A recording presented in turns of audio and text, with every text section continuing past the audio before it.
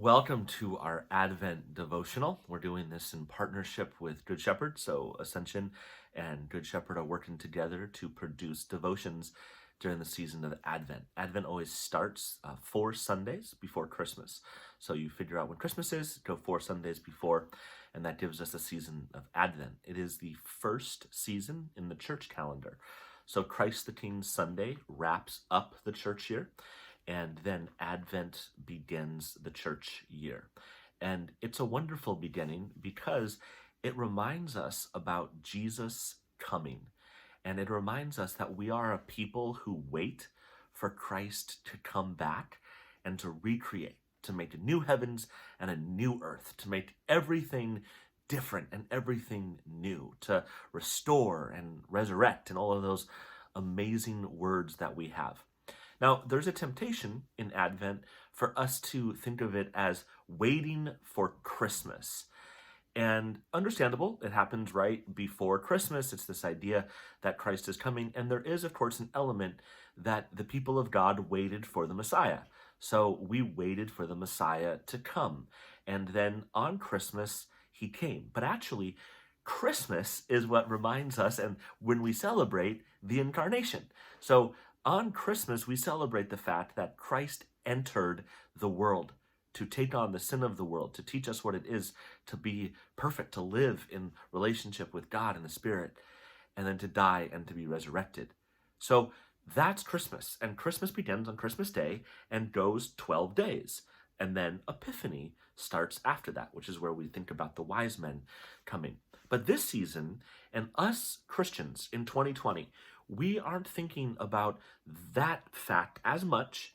What we're focusing on is that Christ will come again, that he will come back. We have a promise that he's going to come back for his people to redeem us, to restore us, to bring us back to himself, and to bring the world back to the way it was intended to be. That fact is what we have hope in. Hope is not just some a wish, a want, but hope is a certainty that what we believe is going to come to pass. So hope is saying Christ will come again to recreate the world, which is different than, oh, I really hope the Lakers win the championship next year, or I want the Dodgers to win again. Yeah, I want those things. I wish those things, but I have no certainty. I mean, it happened last year, which is great, but no certainty about the future. But because of who Christ is and the character that he has and the fact that he told us and he's shown it in his resurrection before, we have certainty that he will come again. And so we're talking about hope this Advent season, a wonderful theme. We're going to listen to people's stories of hope and their devotions and their ideas of hope and what they think of when they think of hope. And that's what's going to lead us through these 4 weeks of devotion. Just kind of as my closing thought here, at the beginning of this pandemic, at the beginning of quarantine, I started to teach online a Revelation Bible study. Revelation has been a book in my life that's been important to me. It was one I studied in my undergraduate degree at Concordia, so I feel pretty comfortable in bouncing around it and using Revelation. And I wanted to teach on it for a couple of reasons, and one of them was because of the pandemic, I was sure we were going to start hearing those things like, Jesus is coming back, and this is proof, and he's coming soon. And I wanted to teach against that, because none of us know exactly the date he's going to show up. And so anytime we say that, I think we need to just hold our horses. But also because, and this actually really was a discovery as I was going into it as well, we as people have lived in a world before 2020 where, it was really comfortable. It was really pretty easy. And especially in America, we could worship. We could not fear for someone kicking in our doors for having Bible studies. We had food, we had running water, we have electricity, we have heat. We have all these great things.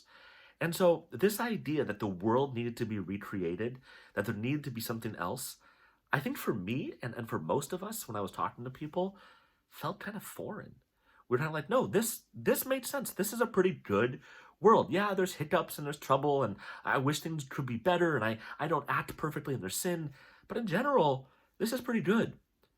And then the pandemic came and quarantine came and this confrontation with the fact that we're all going to die one day and this, being locked down and isolated and lonely. And I think all of a sudden we said, I want the world to be different. I want the world to go back to what it was. And then we started thinking, wait, is that what I want? Do I just want to go back to what it was? And then we heard this message of Revelation that the world's not the way it's supposed to be. And God's going to come and make it. And he will call evil, evil, and right, right. He will judge the world. He knows his people. He loves his people. And he's going to bring them to him. We've never seen a sunset in the new heavens and the new earth. We've never had relationships with others in the new heavens and the new earth. And this idea of something different, this idea of the world looking and feeling different, I think all of a sudden, because of quarantine and the pandemic, took on something new. It took on a new reminder, a new flavor, and it's a good flavor, that, oh, this is not the way it's supposed to be.